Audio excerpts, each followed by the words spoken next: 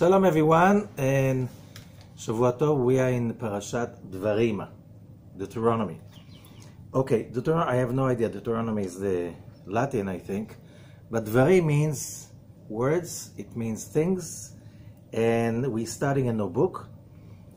Deuteronomy, or Devarim, the book of Devarim, the fifth book of the 5 books of Moses. Chapter 1, verse 1, Ele hadvarim. These are the words Asher diber Moshe, that Moses spoke El kol Israel, to the whole of Israel, Be'ever HaYarden, across the river Jordan, Bamidbar, in the desert, Ba'arava, in the prairie, Mosuf, in front of the Red Sea. Just a second, where did he say that? And it goes on, Ben Paran uven Tofel, between Paran, it's a place, Tofel veLavan v'chatzirot v'dizav. What are all these places and why are they mentioned? Okay, so from now on, we are basically reading the legacy of Moses, because as it says in verse, just a second. Okay, verse 3, Vayi b'arba'im shana, it was on the 40th year after the Exodus, B'ashtei chodesh, on the 11th month, Ba'achad lechodesh, on the 1st of that month, Diber Moshe, Moses spoke to the children of Israel. Okay, how long did he speak? For five weeks, till the 7th of Adar. Then on his 120th birthday, that's the last words of the book, he went up to God, and nobody knows where he is since. Although he is in the Torah, whenever we study, and that's why, you know, when you say in Hebrew, when you speak about Moses, nobody says Moses. You say Moshe Rabbeinu. Moses, our teacher. That's how, you know, it's like everybody who says that, even if you're a kid or grown up, you say Moshe Rabbeinu. Moses, our teacher. Okay, same thing you say about Rachel, our mother, or our mommy. It's like, did you ever see her? No, but she's my mother. So that's thousands of years later. Still, how come people still feel such a closeness to a teacher so many thousand years later? That's to show about his impact. Now, so as we say, the whole book of Deuteronomy, this is his legacy. This is his words. That's why it's called Mishneh Torah. Now, the traditional name is Mishneh Torah, which means the secondary to the Torah, or repetition of the Torah. So Moses is basically, as the sages are saying, he's giving us whatever we will need in order to basically succeed in the journey that he leads us. When you have a teacher, a real teacher, what is he teaching you? He's preparing you for life.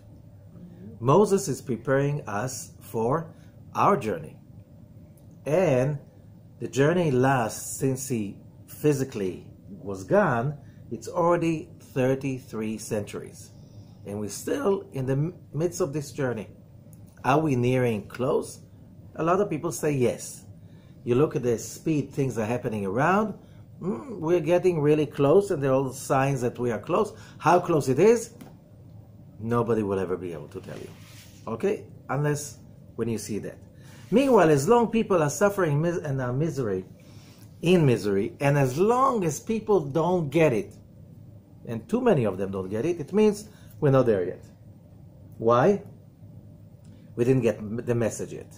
And what is the message? And that's what's important. Moses is giving us an amazing, powerful message in this parasha that will fit into basically the power of this week. This week is the week between the Rosh Chodesh, the new moon of Av, Leo, in the Hebrew calendar, and the 9th of Av, the 9th day of that month of Leo, which is the day of so many calamities that it's a fasting day, a mourning day, whatever, hopefully we'll talk about it. But one thing that this week is about, it's about mourning. It's about dealing with pain. It's about dealing with judgments. And as we said, we started 2 weeks ago, the 3 weeks of judgment. This is the most concentrated the last few days, which means from Rosh Chodesh Av till the 9th of Av, this is the most intense one, which means we have to be careful more than before. However, is life about being careful? No, if you'll be careful, you'll never get out of the house. Or bed, maybe. You can, if you get out of bed, you might break your leg on the way to the bathroom, right? Even though a lot of people have the bathroom in their bedroom. But still a few steps, you might fall, you must slip on soap or something, and, accidents happen all day. If you don't, take a risk. You're not going anywhere. Being born is taking a risk. Getting married is taking a risk. Finding a job is taking a risk. Maybe the boss is a cheat and a liar. How many people go into a war, take a job, and they think that it's like, wow, what amazing job, and everybody's so amazing. Then you really realize that you fell into con artists and that the whole thing was not honest, even a little bit, right? Because, nobody, on those businesses, nobody says, oh, we are busy cheating people, we want to hire you, right? It doesn't work this way. So basically, we have to understand that people fall into so many pits on the road for what? For what? And basically, this is the topic of this parasha. Moses is mentioning in the beginning, that's what Rashi is saying. Rashi, the great commentator, I think he's the most, what's the word? He's the most viral commentator of the Torah for the last 1,000 years. That's nice to keep a record like this. Anybody who prints a Torah with a commentary must have Rashi first in there. If you put the minimum, you put only him. If you put more, you choose some other commentators. But usually, if you print the book with a commentary, it has to be with Rashi. First commentary you learn in school is Rashi. Rashi, Rabbi Shlomo Yitzchaki, lived in France, 11th century, and he was the whiner of the king. That's why they spared him during the Crusades, because his wine was too good. So that's France. So yes, he was Jewish, but his wine was so good they kept him, the king needed the wine. Some say he invented champagne. אלה הדברים אשר דיבר משה אל כל ישראל. So what does Rashi say? What is these locations being mentioned over here? Because it's not the location. It looks like he spoke from a certain location, but here there's a list of locations. And Rashi is saying as follows. לפי שהם דברי תוכחות, his first words, these are words of תוכחות, which means, what is תוכחות? When you want to put your friend in a place, reminding him that he has done wrong, that's תוכחה, to prove him. I don't know if it's harder than to prove him. Yeah. Okay. אשר, these are the, ומנה כאן, he counted all of those places that the Israelites did wrong, but big time. Okay? However, he mentioned it only hinting because, when you prove somebody and you can't keep his dignity, his ability to listen is a minimal or the opposite. You sometimes, not just he's not listening, instead of him being listening and learning, he's attacking you, and you've made him create another negativity, and now it's your job, which means it's on your account, because you put him in a place he couldn't stand, he could not withstand. Okay, so he's mentioning it is in a hint. Why do we need that? It's a big lesson for us. אל כל ישראל, to the whole of Israel, אילו הוכיח מקצתן, היו אלו שבשוק אומרים, אתם הייתם שומעים מבין אמרה ולא השיבותם דבר מכך וכך, אילו היינו שם, היינו משיבים אותו. It's like, so in a marketplace we'll say, you heard him saying that and you didn't answer? You didn't say anything? You let him just speak like this at you. So that's why he gathered all of them. So nobody can say, if I heard it, I would give him an answer. Everybody was there. You know, it's a big thing about the PR. You know, to be there in front of everyone, so everyone, you make sure that everyone heard. Okay? Now, nobody can say, you know, I was not there, I don't know what was said. Oh, everybody was heard. Make sure everybody will hear that. And whoever has an answer. But since everyone knew, he knows what he's talking about, nobody answered. Okay, but what's in it for us? And there are a few answers. But one of them is a big answer. And that's Rabbi Hazon mentioning, because he continues, verse 2. He gets some more locations with pronouns and issues, but he says 11 days from Chorev. Chorev is another name usually given to Mount Sinai. Okay, why calling it Chorev? So Rabbi Hazon is saying as follows, and this is the main thing. Again, let's go back. This parasha is always being read during this week, which means the week before the 9th of Av. The Shabbat before the 9th of Av is called Shabbat Hazon, Shabbat of the vision, and you always read Parashat Devarim in this Shabbat no matter what. Especially in the last few weeks since Passover, it was not the same parasha in Israel and outside of Israel. Now, last week, everything came to the same synchronicity, so everybody reads Parashat Devarim on the Shabbat before Tisha B'Av. And in this Shabbat, it's even more that it's Tisha B'Av itself, and the fasting is being postponed to Sunday. Okay? So what's the issue? The issue is, if we're talking about, when you want in Hebrew to say pain, calamity, you say Tisha B'Av.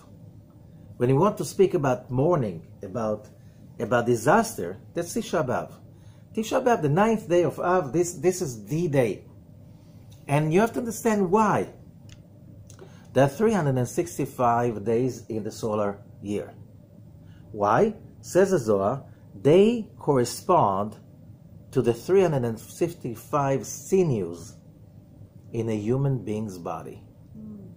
Which means 1 day per sinew, which means, didn't we say that a human being is a micro-universe? Microcosmos?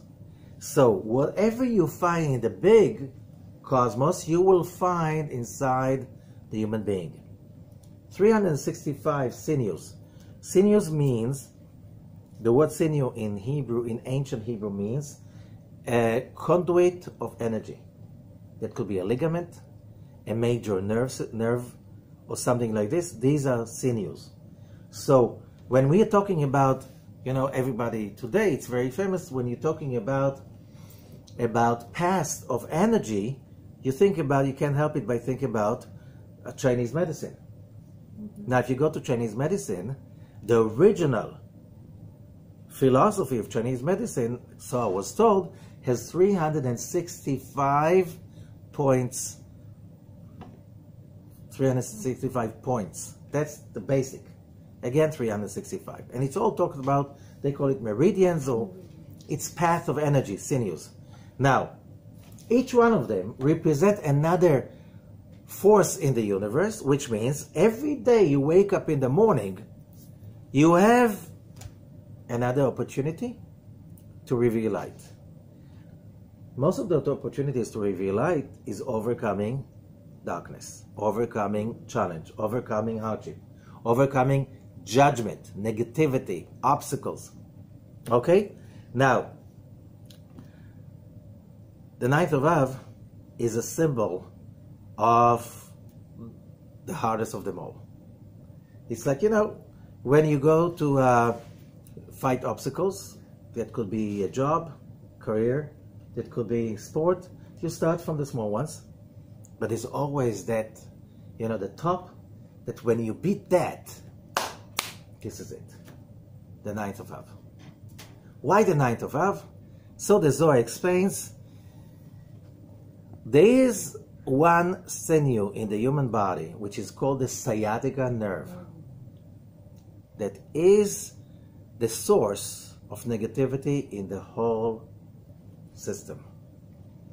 That is being represented in the calendar by the 9th of Av, because it is almost only under the control of the snake.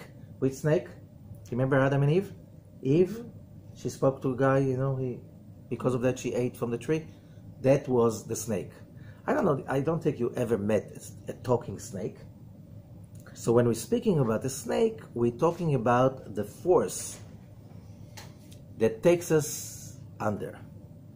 The force of death, the force of negativity, the force of darkness. That's called the snake. The number, in Hebrew, everything has numbers. The word snake is nachash, nun is 50, chet is 8, shin is 358. What's very interesting, when is it, how do you call the time that you overcome any kind of darkness? There's no more darkness to overcome. That's called the days of Messiah. And there's a legend saying that the Messiah is born on the 9th of Av. What is Mashiach? What is Messiah? This is the age, the time, the place in which humanity, as an individual or as a group, a collective, overcomes death and negativity forever. That's called Messianic time. You read Isaiah, Jeremiah, whatever, all the prophets, they speak about an age in which there's no more darkness to overcome. Mashiach, Mem is 40, Shin is 300, Yud is 10, Chet is 8, 358. Tit for tat. You overcome the Nachash, the snake. What do you get? This situation in which you overcome the darkness of the deepest of all darknesses, that's Mashiach. You want to define one, you define by the other. What is a Nachash? When you did not overcome that, you still under the control of darkness and fear and death, whatever you are in the age, the time, that the snake is controlling your life. Because things go up and they fall. Why do they fall? Because of the snake. Why there's death? Because of the snake. Why there's failure? Because of the snake. Why did God have to create the snake in the first place? Wasn't that kind of a big mistake? When God created the Garden of Eden, He could leave the snake out. You come when you have a list. Snake, no, we don't need that. Well, He didn't see the future. Didn't God create also all the movies we can experience? If He's everything and He created everything, yes, He created all the movies. So the snake is a major player in many of the movies. What do you need to create that force? Who does not have that question? Why? Why suffering? Why misery? Why does it have to be so hard? Why do mothers have to fear of losing a child? Why do anyone have to be afraid of losing a loved one? Why does anyone has to be afraid of losing his food, his job, his security? Why do we have to go around and meet the snake every way we go for thousands of years? How did that come about? And that's what Rabbi Zohar is saying. That's Moses is mentioning to us when he says 11 days from Chorev. The number 11 is very important because the number 11 in the teachings of Kabbalah is made of two numbers, 7 and 4. And how do we start with that? In the beginning, God created the heaven and the earth. And there was a night and there was a day, one day. What does it mean one? He is one and there's no other. Right? Otherwise it is the first day. It's not. It's one day. That's how it says. I don't know what your Bible is saying, that, but you have to learn it in Hebrew. What can I do? But it's one day. Yom Echad. Everything is one. That's how the universe was created. One. That everything was one, everything in total, complete harmony. Shalom. However, as we learn, since we, the creation, we were created with a desire to receive, and we got the image of God, which means we also have a strong, very strong, basic need to create and to share. Why? Because that's our Father. The one who created us, He is the creator, He is a sharer. Now, therefore, the oneness had to be broken. And that's the second day. And what does God do on the second day? He splits and He splits and He splits and He splits. Why? So we can put it together. Right? Everything was already perfect. Everything is already perfect. But the illusion of imperfection had to be created. And it had to be created in a way that it is so convincing that you can't believe there's nothing else but friction, chaos, and pain. Otherwise, there's no free will. When you're playing a game, and you know the guy you're playing with, let's say it's your father, and he just wants you to win all the time. Is that a real game? No. No. You know, he will lose purposely. Dad, don't do that. Fight. Make it. I want to know that I'm earning my victory. Correct?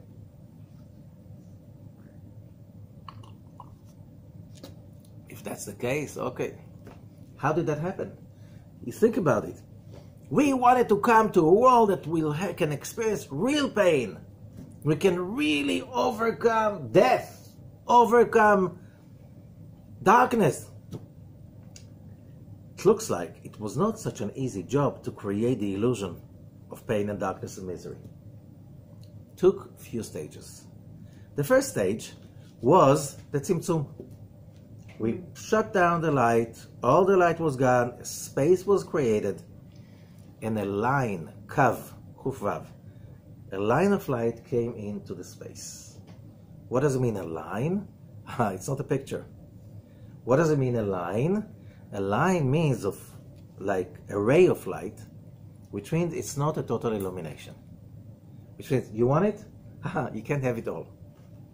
In this world, you want to enjoy a table. The moment it's a table, it's not ice cream, right?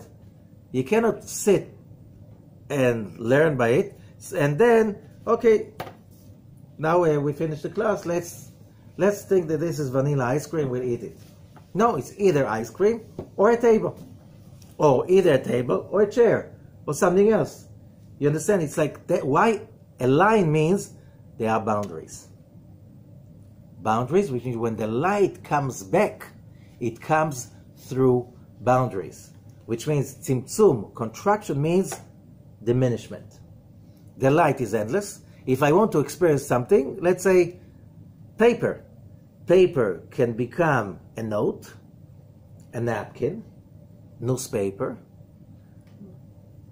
terrible one, or a good one, you know, a book, different languages, all of that you can make from paper.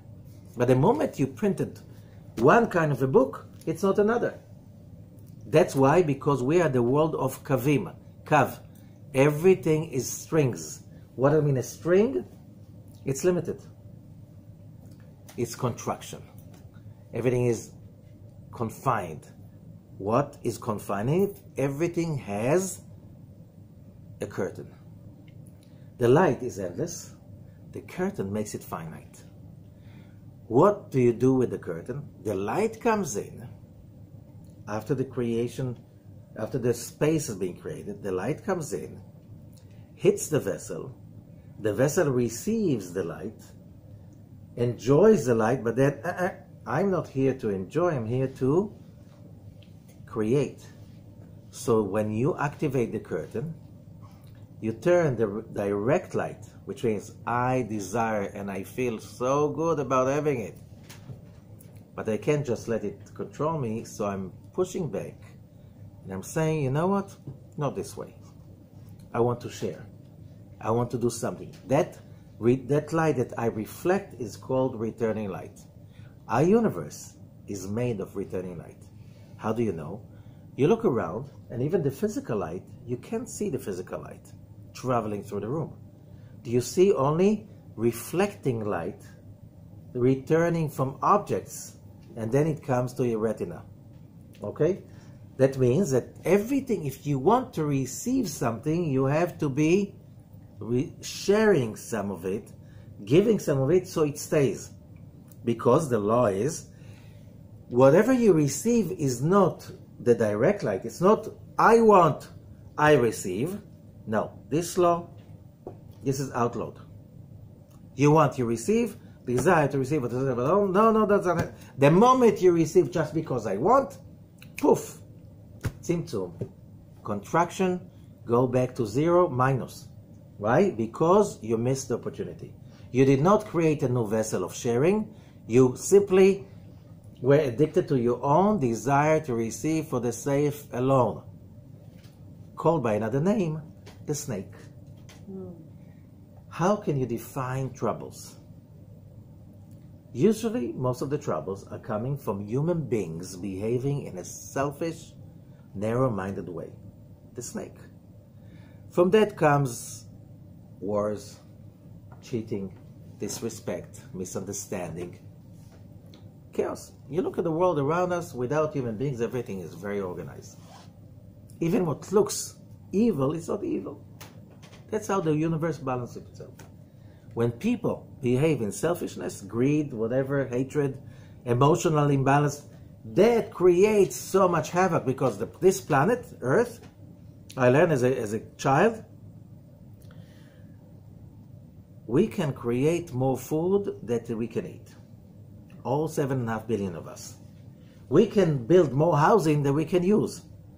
We have enough. There's enough for everyone, even including recycling, whatever. So why we're not living in heaven?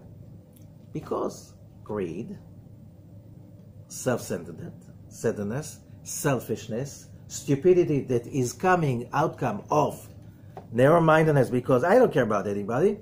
That's called the snake. When the snake is eliminated, we will create heaven over on earth. Today we have the technology more than ever. It's easier to be created. Okay, so now it's very clear that if we talk about wars, economical issues, global warming, whatever you name it, humanity can deal with all of it just when everybody gets out of the stupidity of selfishness without cooperation with others. Why should I cooperate with someone? What would I get out of it? Of course you get out of it. No, but the moment you're selfish, you're stupid. There's no selfish, smart people. It's impossible. It's like an oxymoron. Why? Because the rules of the universe are that if you want to feel good, you must make sure that other people feel also good. Why? The only light, says Rav Ashlag, that is legally can legally stay in the vessel is a result of what is called returning light. I want it to myself, and I said, no. I build up a curtain, I reflect. Whatever I want to receive, I make sure that others receive too. And by that, although it's not comfortable, you'd like to take it all for yourself and leave nothing to anyone. Feels very safe. But it's stupid. It never stays. You push it back, you create a returning light. The returning light creates a mirror image of what is called the inner light. What's the inner light? As much as you thought you're giving to others, this is as much as you received. And that's what stays forever. This is the only asset that is called in the real world real estate. Somebody had, owned a company, his own private company, not public company, his own company. He owned like thousands of acres, prime location. Okay?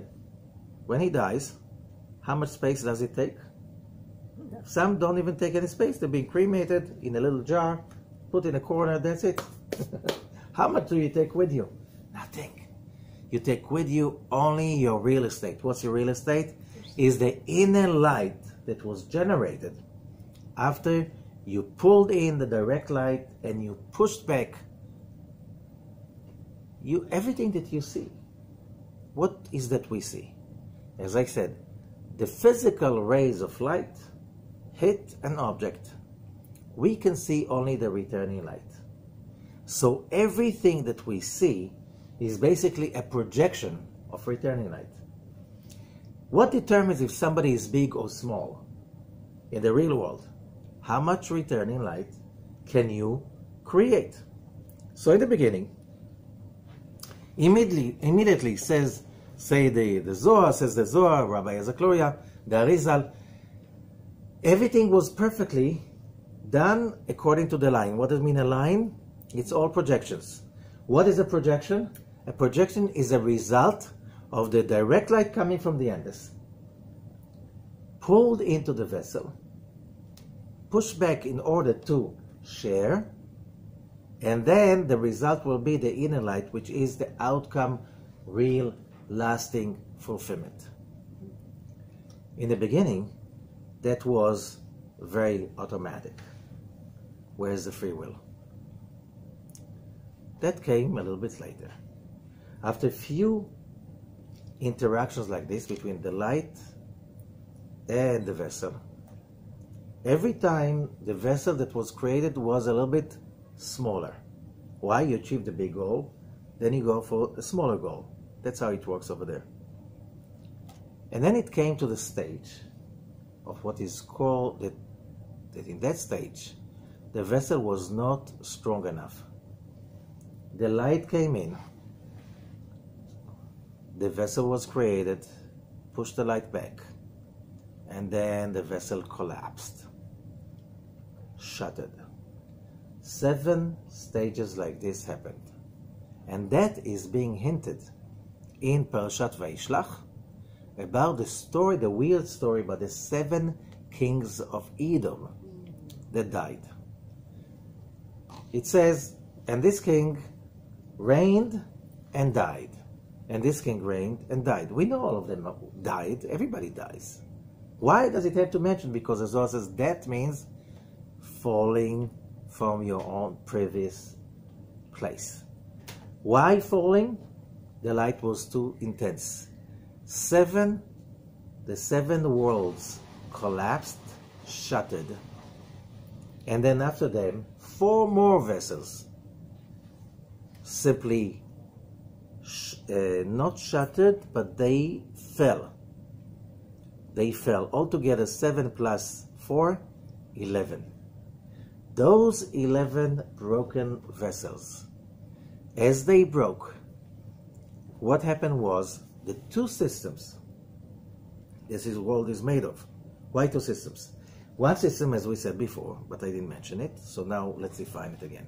One system is called the system of Kedusha, holiness. You want something, you desire it, you can desire it at the biggest extent, but you say, if I want to receive, I have to make sure that others gain from that too. So he said, that's how much do you want to achieve fulfillment? That's called direct light. How much you are pushing away your own personal desire and you make sure that others get too, that's called the returning light. How much did you go out of your comfort zone to make others comfortable? That's the extent of your returning light. This is exactly what determines how much inner light you get. Which means it's like a mirror image. The more you give, the more you get. You think you're doing a favor with someone when you give them? When you share with them? When you care for them? No. You're simply building your own legitimate vessel of Kedusha. Holiness. From the word WH. Whole. Shalom. It's complete. This is something you can never lose. That stays forever yours. When a person works like this, lives like this, he gains real estate. He has a feeling of rich. While people have only physical gains that are outcomes of nastiness, selfishness, stepping on others, why do we get happy from doing that and why it's not fulfilling us? And the answer is, there's another system. This system is called the system of Tum'ah. Tum'ah. What is Tum'ah? It's coming from Atuma, blocked. This system is a system in which you receive only direct light. What happens when you receive direct light? You get enlightened. What happens next? Poof, you die and you fall. Now, when you have these two systems, and it's very clear, holy, unholy, there's no free will. When the vessels broke and shuttered, they mixed the holy system with the impure, with the Tum'ah system, with the impure system. Nowadays, those systems are mixed, which means when you do something that you know it is wrong, and you still enjoy it. How come somebody enjoys from stealing? People get a lot of pleasure out of stealing. See how I did it, you know? Why? The answer is because when the vessels broke, there was a mixture of the two systems. And a lot of the sparks of the holy system are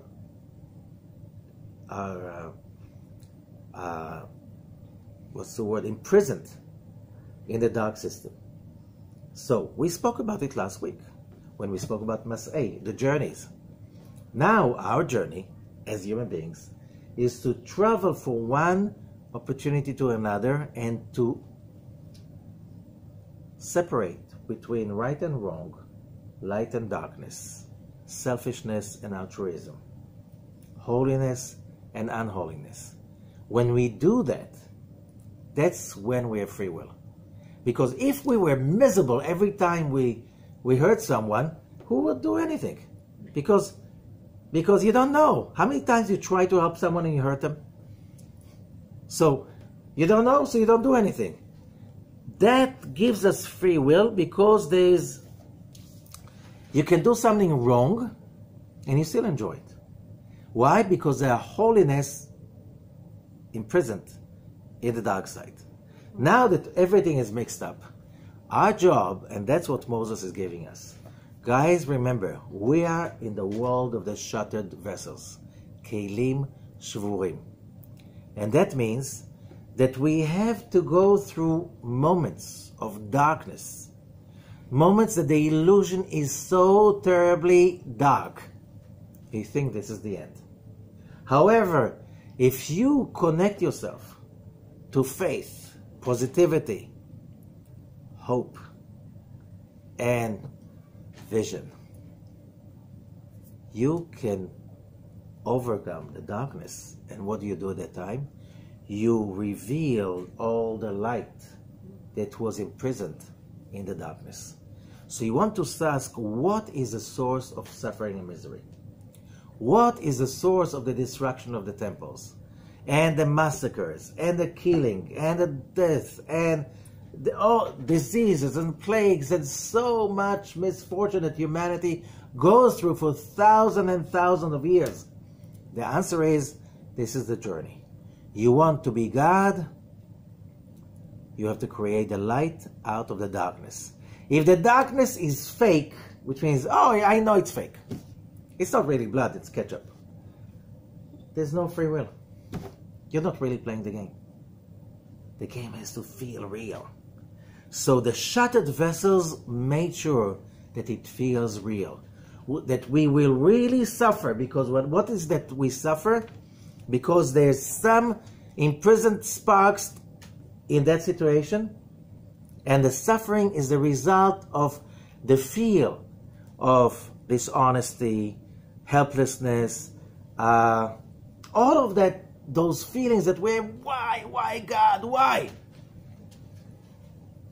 What is the answer? Because that's your job. You want to be a creator?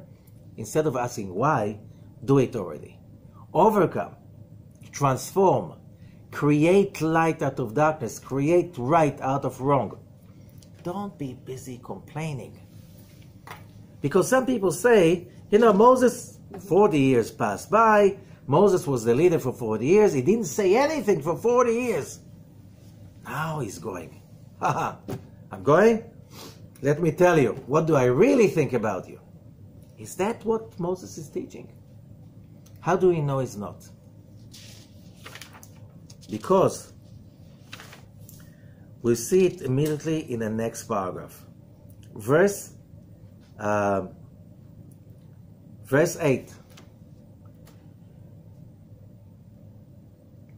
ראה, see, נתתי לפניכם, it's all about seeing. נתתי לפניכם את הארץ, I gave in front of you the land. Come, I invite you to come and inherit. בואו ורשו את הארץ אשר נשבע, the land that God promised Abraham, Isaac, and Jacob. Okay, and then verse 10. השם אלוהיכם ירבה אתכם, והנכם היום ככוכבי השמיים לרוב. The Lord your God multiply you, and today you're like the stars in the heaven. Hashem Elokei Avotechem, that's verse 11. The Lord, the God of your fathers, Yosef Alechem Kachem Elef Pamim, will multiply you by 1,000. V'yivarech etchem, will bless you, kasher diber elechem, like he spoke to you. Somebody who's keeping grudge doesn't speak like this to his disciples, right? This is like so much love. Says the Zohar in Parashat Bamidbar, we learn from that. Rabbi Yitzchak Patach, that's in Bamidbar.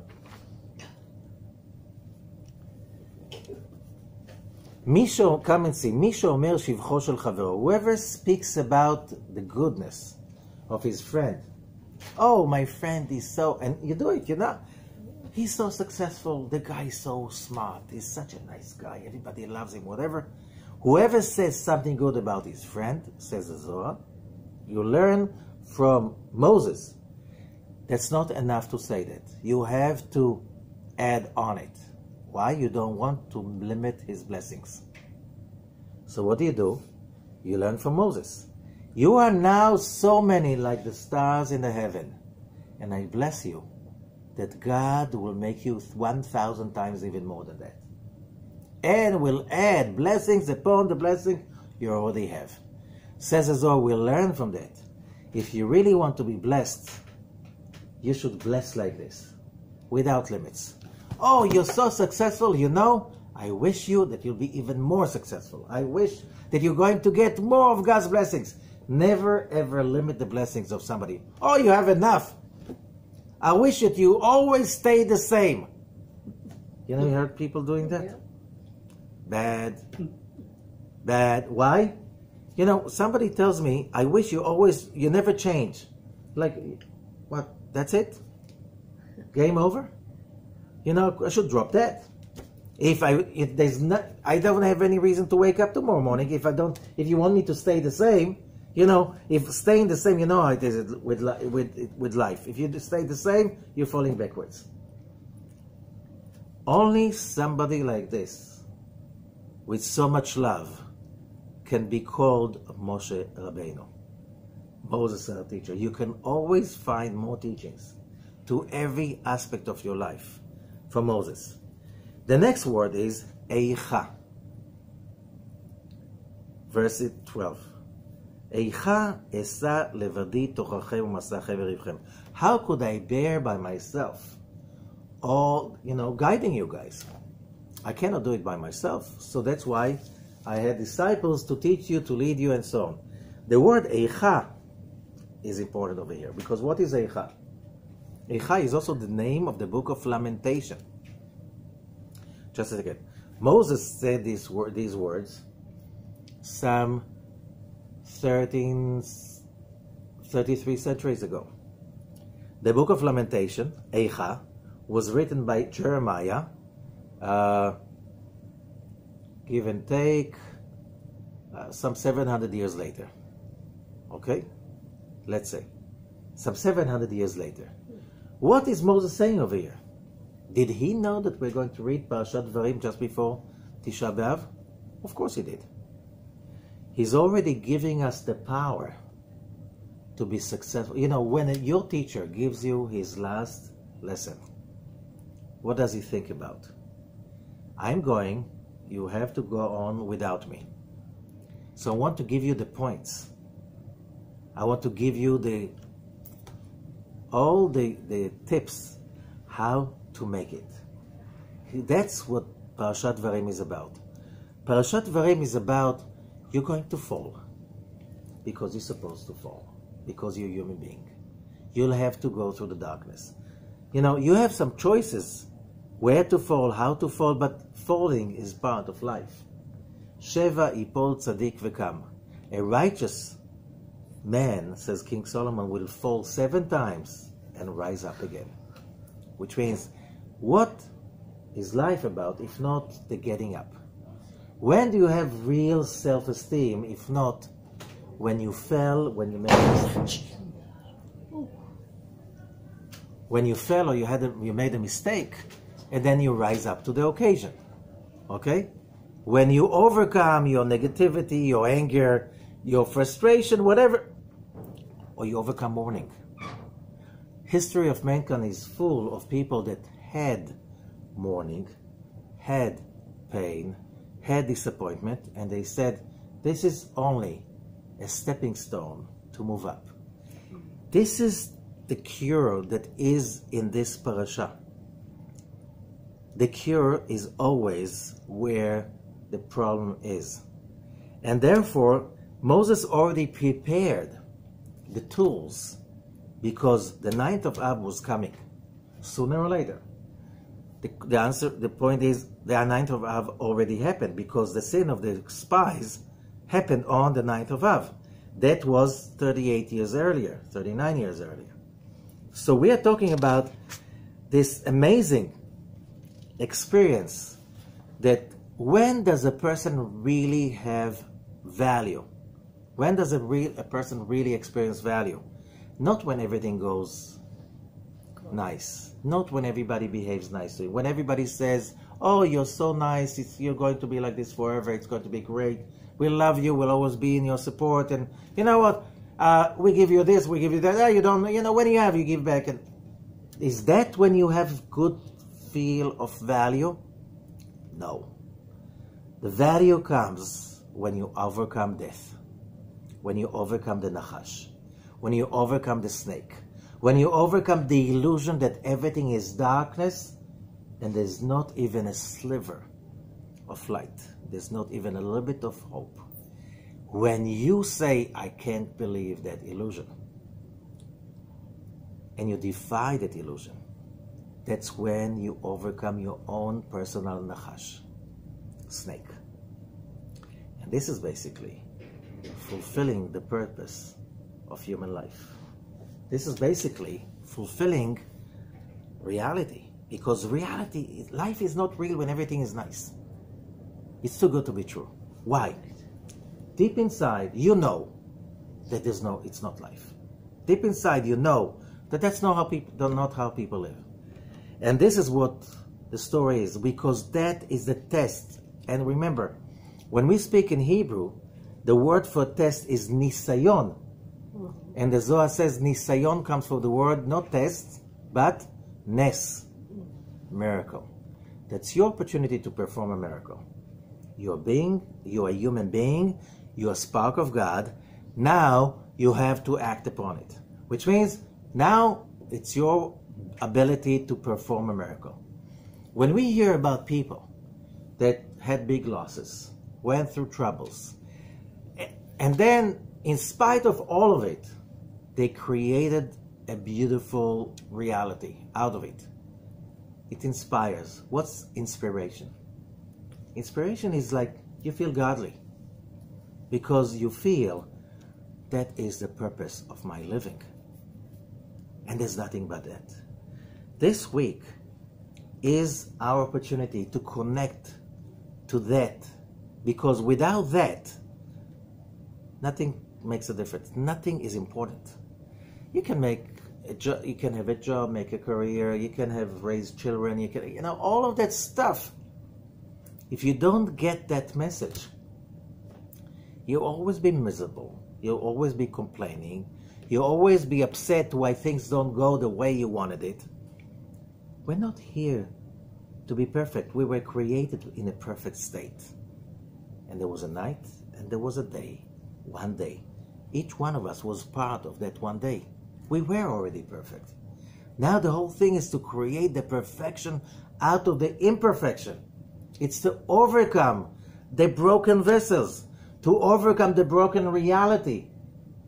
We're not here to live in a perfect place. You know, people live with everything perfect around them, and everything is so pure and sterile around them. That's really dangerous. You try today as a modern mother or father, you want your children to be really protected from everything. That's the biggest disaster you can do with your children. If they don't touch dirt, they will never have an immune system. If they don't face naughty, misbehaving children, they will never be able to deal with discomfort. If they don't have challenges, they will never learn what being a human being is about. It's not about the order, it's about, we are here not to experience order, we're here in order to create order out of chaos. That's our calling. So the moment you're complaining, you're bitter, you're miserable, you feel like a victim, you defy the purpose of your birth. And that's why when a person stays in that state of mind too long, we learned a month ago, your soul says, okay, we missed the point. We're going nowhere. Okay, eject. And that's when the person gets all kind of terminal diseases, because the soul says, if that's not a life. To be a victim all the time, that's a life. No, we came over here not to experience order and niceties. We're here to experience disorder and terrible stuff. How can I connect to the God within me if I cannot overcome true darkness? It's fake, but I have to experience that it's true. Because if I know it's fake, I don't feel it's a victory. It's not real. And then there's no real estate, there's no real vessel. And that is the free will. That's why 11 days from Chorev. What is Chorev? Mount Sinai, but Chorev means also Churban, chaos. 11 days, the chaos is 11 stages from the completion. You want to be complete, you have to go through these disasters. So, we're not here to create disasters, we're here to put them together. Don't worry, there are enough people who will take care about the disaster because they didn't get it yet. But this is our calling.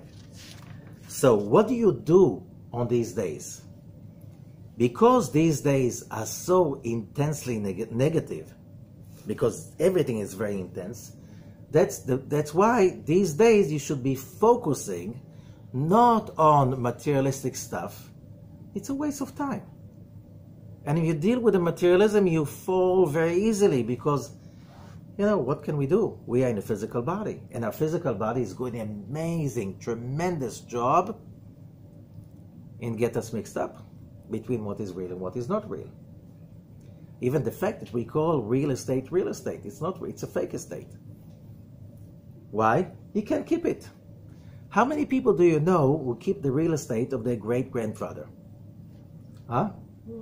So it's not real estate. If you cannot keep it in the family, so it's not real. Real is only what the internal light you created. How you create internal light? It's only the sparks of holiness you elevated. How you do that?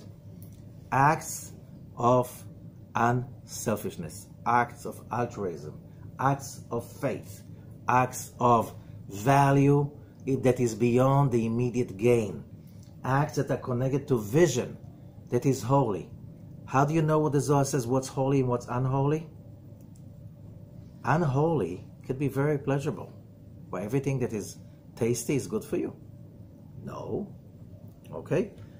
Unholy is, how do you know if it's unholy, says the Zohar? It's when there are no fruits, which means you have an instant and temporary fulfillment, and then you have the morning after.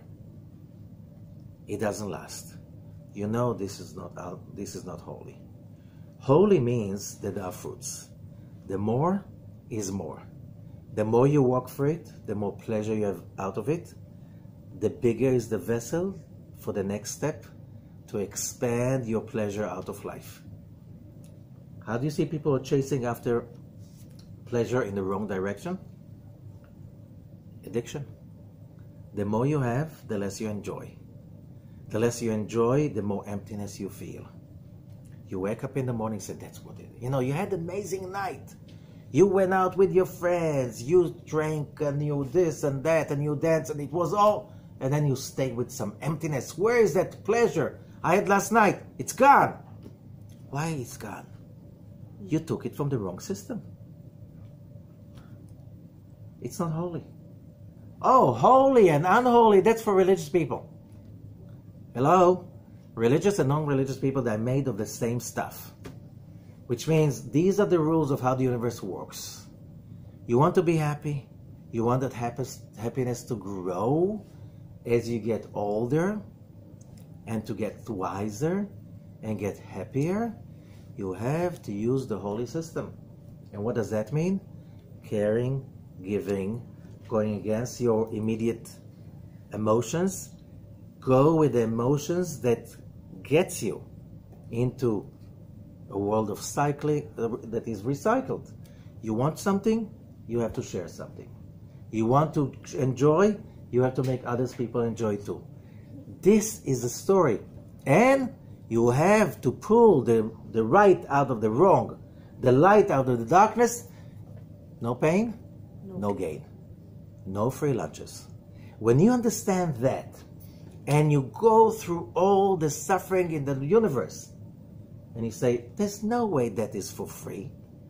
All of this suffering is to give me the opportunity to bring out. And that's why they bring out the light out of the situation. So yes, the temple has been destroyed in the 9th of Av, the first temple. What came out of it? A new Jewish world. 70 years later, the second temple was built, but that was a totally different nation. There was no idol worshipping anymore. This was a society that before Athens, that was a society that kids in Jerusalem, 3 years old, they already knew how to read and write. Okay? And not just the masters. It was not a nation that lived on slaves. It was the first democratic nation that everybody had the right to have access to wisdom and knowledge and for happiness. That was much before Athens. And Athens, was there justice in Athens? A few hundred rich people played philosophy, then they could afford because they have 5,000 slaves, no rights, their possessions, working for them. Jerusalem did not work this way. That's why the Greeks didn't like Jerusalem. That was defying all their ideas of what's right and wrong. And you know what? Greece, the Hellenistic culture is still there. It's still justifying, if you're rich, you have everything. And if you're happy of the holy system, you have nothing. Oh, you're not important. The ones who have the mind, they are important. Why? And I can enslave you. We're not there yet, but we're much better than we've been then. The temple was destroyed a second time in the year 70. 100 years later, the Zohar and then the Mishnah. And so much wisdom was created. So much wisdom came to the world after that. The disaster on the 9th of Av of 1492, the biggest Jewish community in the world of Spain, was destroyed in one day. But within few decades, there was such a rise, such a bloom of Tzfat. So many books were written, printed after that. It was like the whole philosophy of life was reinvented. Not something new, reinvented. The modern reality came to this world. Kabbalah, the Shulchan, everything. So you can't say they're just disasters. They became opportunities. And we can go on to our days. What makes you human is not that you don't fall. Humans fall. What makes you human is you use that fall to generate so much light that diminishes all the light you experienced before. Because that is what we're doing here. And that's why we have to be, one hand, very careful during these days. On the other hand, very hopeful, because that is the power of connecting to our real calling in these days till Tisha B'Av. What we're here for, what's the purpose? Because everything we think is important, we lose. Health, the body, possessions, it doesn't stay. That's what Tisha B'Av is about. You think that this is going to give you the fulfillment and the power? Forget it. Love, unconditional love that you create with your spouse, with your friends, with your children, with your family, with your community, whatever, that stays forever. No one can take it away from you. Oh, those people are good. That stays forever. This is real estate. Now, the last thing, so why is it called Shabbat Hazon? In few words, because that's another topic. And especially this Shabbat, because this Shabbat is like the Shabbat of the destruction of the temple in the year 70. It was also Shabbat. The 9th of Av was Shabbat, like in this one. It says in the Talmud that when somebody goes far away for business or for other issues, and his wife stays behind, and you know, at that time people could travel to India or to Spain from Jerusalem, or it could take years till they came back. No phones, no telegrams. How do you keep your wife sane when she has no idea when you're coming back? Right? You can't give her exact date. You know, it's not like a ticket that you order online. So it says in the Talmud that if you leave your wife and you go abroad for a long journey, you have to be with your wife before the journey, and God will help you, and through you He will give in her the power to stay sane, to keep clarity and certainty. Now, in the last few weeks, we spoke a few times about, you know, God is the groom and Israel is the bride. God is the husband and the creation is the wife. Okay? If we're saying that the temple, the destruction of the temple was, as it says in Eicha, in many places, that the husband and the wife have been separated because he went to exile, it means that he had to join his wife on the night before. And Shabbat, what do we sing? Lecha dodi likrat kala. Come, my beloved. Welcome the bride. That's Shabbat. So that Shabbat, the Shabbat of that Tisha B'Av, was the strongest holiday ever. Why? It's stronger than any Shabbat. It's stronger than any holiday. Because let's say, what's the strongest holiday of them all? Yom Kippur. In Yom Kippur, you get life for 1 year. On that Tisha B'Av Shabbat, we got from the Creator life and hope and certainty for 2,000 years. Because otherwise, there's no way we can explain how generations and generations, seeing terrible darkness and just pain and misery and suffering, could stay hopeful and say every day 3 times, "V'techezena enenu b'shuvcha leTzion b'rachamim," and our eyes will see the vision of you coming back to Zion with mercy. 3 times a day, 4 times on Shabbat and holidays. Every Jew around the world was saying that. The ones who gave up saying that didn't stay Jewish. The one who kept on saying that, they continued. What gave them the power to have that vision? That's why it's called Shabbat Hazon. This Shabbat, we connect to the vision that we were given 2,000 years ago. In that horrible Shabbat, the temple was going on fire. But we were given a union with the Creator on that day that instilled in us the vision that the world will never stay like this. We will see the union coming back again. That what kept the whole world going forward, because that hope got people saying, no, no, no, we don't agree with tyranny, we don't agree with darkness, we don't agree with pain and misery and suffering and diseases. There must be something better. That crazy drive we got on that Shabbat. Shabbat Hazon, Shabbat of the vision. That vision is called hope.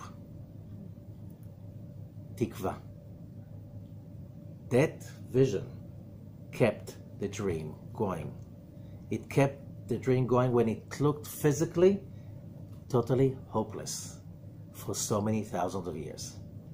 To show you that vision is stronger, that empires, wealth, plagues, suffering, misery, when it comes to the reality, your vision determines who you are, not the elusive reality. The elusive reality finally follows people's visions.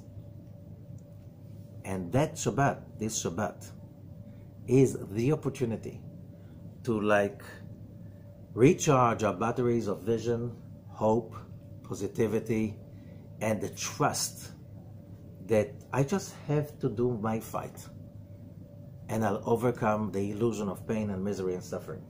When humanity connects to that, the snake will simply disappear. And we will experience what is called Messianic era. Thank you.